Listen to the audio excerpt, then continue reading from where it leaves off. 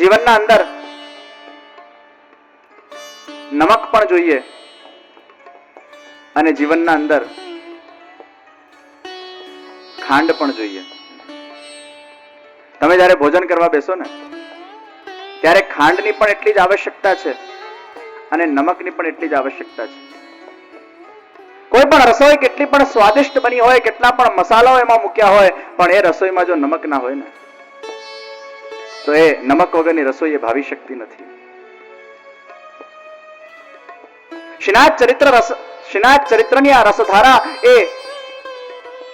એ સુંદર ખાંડથી ભરેલી રસધારા છે, પણ એમાં જ્યાં સુધી તત્વરૂપી નમક પડતું નથી ત્યાં સુધી એ રસોઈ સ્વાદિષ્ટ બનતી નથી. આજે પિતૃચરણે એ રસોઈમાં ખૂબ જ સુંદર નમકને મેળવ્યું છે.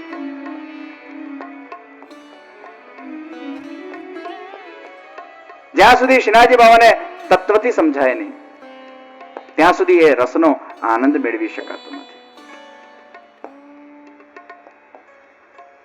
આ જીવન એ ભવસાગરના સમાન છે અને જ્યાં વ્યક્તિ આ ભવસાગરમાં કર્મ કરે છે એના કર્માનુસાર એને સુખ દુઃખ આશા નિરાશા પ્રસન્નતા શોકની લહેરોનો સામનો કરવો પડે છે. જહાં સાગર है वहां लहरों का आना वो सुनिश्चित है. કોઈ પણ સાગર એ લહેર વગર રહી શકતું નથી, એ લહેર સાથે જોડાયેલો આ સાગર છે. એમ ભવસાગર પણ આ સુખ દુઃખની લહેરો વગર રહી શકતું નથી. हम तो इस भव सागर के अंदर है, हमें इस लहरों का सामना करना वो बहुत ही स्वाभाविक है हमारे लिए. આ સંસારમાં બે જ પરિસ્થિતિઓ આપણા સામે નિર્મિત થઈ શકતી હોય છે. ઊંડો વિચાર કરો તો. અને આ બે પરિસ્થિતિ યા તો સુખ હોઈ શકે યા દુઃખ હોઈ શકે. સુખ કે દુઃખ સિવાય આ વિશ્વના અંદર બીજી કોઈ પરિસ્થિતિઓ આપણા સામે આવી શકતી નથી. યા તો તમે દુઃખી થશો યા સુખી થશો. મનની પ્રતિકૂળ સ્થિતિ એ દુઃખ છે અને મનની અનુકૂળ સ્થિતિ એ સુખ છે. આપણું મન જ્યાં અનુકૂળ થઈ જાય છે, આપણા મનના અનુસાર જ્યાં કાર્યો થાય છે ત્યાં વ્યક્તિઓ માને છે હું સુખી છું, અને આપણા મનના વિરુદ્ધ જ્યાં કાર્યો થાય છે ત્યાં વ્યક્તિઓ માને છે આ દુઃખ છે. जो भी हमारे मन के विरुद्ध होता है वो हमारे लिए दुख प्रतीत होता है, और जो हमारे मन के अनुकूल हो जाता है वो हमें सुख प्रतीत होता है. सुख दुख केवल प्रतीति है, मूल सत्य नहीं. આ સુખ અને દુઃખની કેવલ પ્રતીતિ થાય છે, કારણ કે એ આપણા વિચારોના આધીન છે. આ સંસારરૂપી વૃક્ષના અંદર જેનું બીજ પાપ હશે એનું ફળ દુઃખ છે. આ સંસારરૂપી વૃક્ષના અંદર જેનું બીજ પુણ્ય છે એનું ફળ સુખ છે. जैसा बीज हमने हमारे जीवन के अंदर बोया होगा, हमारे कर्मों के माध्यम से वही फल हमारे इस जीवन रूपी वृक्ष के अंदर लटकेंगे और उसका ही आस्वादन हम लेंगे, और वही वर्तमान है. કારણ કે ફળને ભોગવવાનો જ્યારે અવસર આવે છે એ વર્તમાનમાં જ આવે છે, અને એ જ વર્તમાન પછી ભૂત બને છે અને એ જ ભવિષ્ય પછી વર્તમાન બને છે. ફળ વ્યક્તિ વર્તમાનમાં ભોગવે છે. બહુ સુંદર વાત પિતૃચરણે કરી, પૂર્વજન્મની વાત કરી. ખરેખર આપણે પૂર્વજન્મમાં કોણ હતા એ આપણે જાણતા નથી. આપણે પૂર્વજન્મમાં કેવા કર્મો કર્યા છે, કેવા વ્યક્તિ હતા એ આપણે જાણતા નથી. આ જન્મનું જ આપણને જ્ઞાન છે ને. આ જન્મમાં પણ શું થવાનું છે એનું જ્ઞાન નથી. इसलिए कहा ये जीवन एक बहुत बड़ी परीक्षा है, અને આ પરીક્ષામાં પાસ થવું એ વ્યક્તિનું લક્ષ્ય છે. પણ આ બધા મોજાઓ એટલા બધા આવે છે કે એ પરીક્ષાના અંદર કોન્સન્ટ્રેટ કરી શકતો નથી. કોઈ પણ બાળક જ્યારે પરીક્ષા આપવા જાય ને અને એ પરીક્ષાના અંદર જો એના મગજના આજુબાજુ, એના ઘરના અંદર, એના વાતાવરણના અંદર જો બહુ અશાંતિ હોય ને, એ પોતાની એક્ઝામમાં કોન્સન્ટ્રેટ કરી શકતો નથી.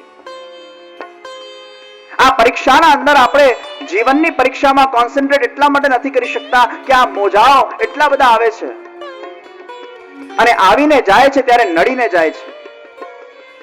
Something coming or something going should not disturb the stability of your mind. कुछ आता है और कुछ जाता है, लेकिन वो हमारे मन की उस धैर्यता को, उस स्टेबिलिटी को डिस्टर्ब नहीं करना चाहिए. એટલે જ એના અંદર સ્વીકાર વૃત્તિ જોઈએ. વર્તમાનમાં માણસ ત્યારે જ જીવી શકે છે જ્યારે એના જીવનમાં સ્વીકાર વૃત્તિ આવે છે. नहीं जानते पूर्व जन्म में कौन थे, क्या थे, कैसे थे. हाँ, उसकी असर इस जन्म के अंदर जरूर दिखेगी. હું ઘણીવાર મારા પ્રવચનોમાં એક ફિક્શન એક્ઝામ્પલ આપતો હોઉં છું કે ધારો કે લાદેન એમને મરી જાય, અમેરિકાના હાથમાં ના આવે. એક ફિક્શન એક્ઝામ્પલ થી આને સમજો. ભગવાન કદાચ એને આવતું જન્મ કેવું આપશે, ભગવાન એને બહુ સજ્જન બનાવશે, બહુ સારો બનાવશે, બહુ સારી બુદ્ધિ આપશે, બહુ સારું દિલ આપશે. પણ જન્મતાના સાથે જ એના જીવનમાં દુઃખોના અંબારો આવે છે. જન્મતાના સાથે એના મા બાપ મરી જાય, જન્મતાના સાથે જ એના જીવનમાં કેવલ અસફળતાઓનો સામનો કરે, બધા એને દુખી કરે, હેરાન કરે. 30 વર્ષની ઉંમરમાં કોઈ બીજાના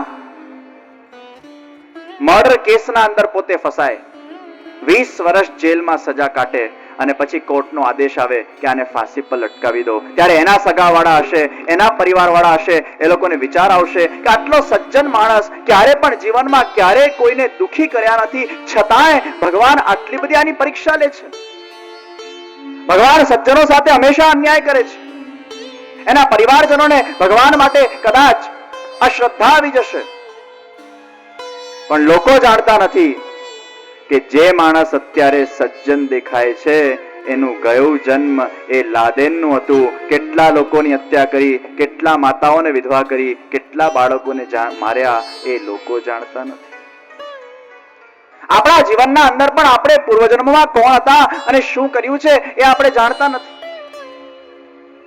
એટલે જ કહેવામાં આવ્યું, man is an architect of his own future by his own deeds. એટલે કહેવામાં આવ્યું કે વર્તમાનના અંદર બહુ વિવેક બુદ્ધિથી ચાલજો, વર્તમાનના અંદર બહુ ધૈર્ય બુદ્ધિથી ચાલજો, તાકી તમારાથી કોઈ પણ પ્રકારે જાણે કે અજાણે કોઈ પણ દુષ્કર્મ થાય નહીં.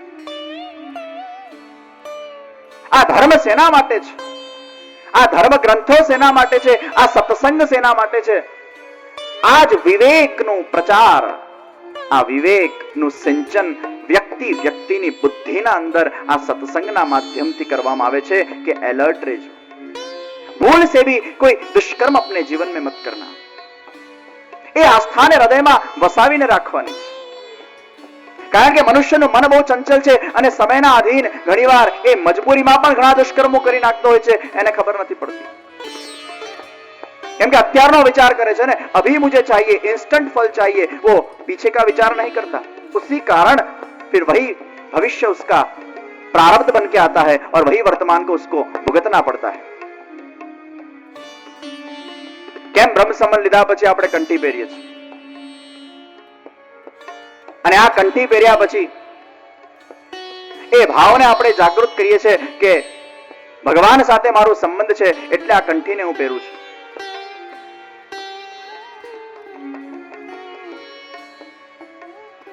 એક રાધાજીના ભાવથી, બીજા શ્રી કૃષ્ણના ભાવથી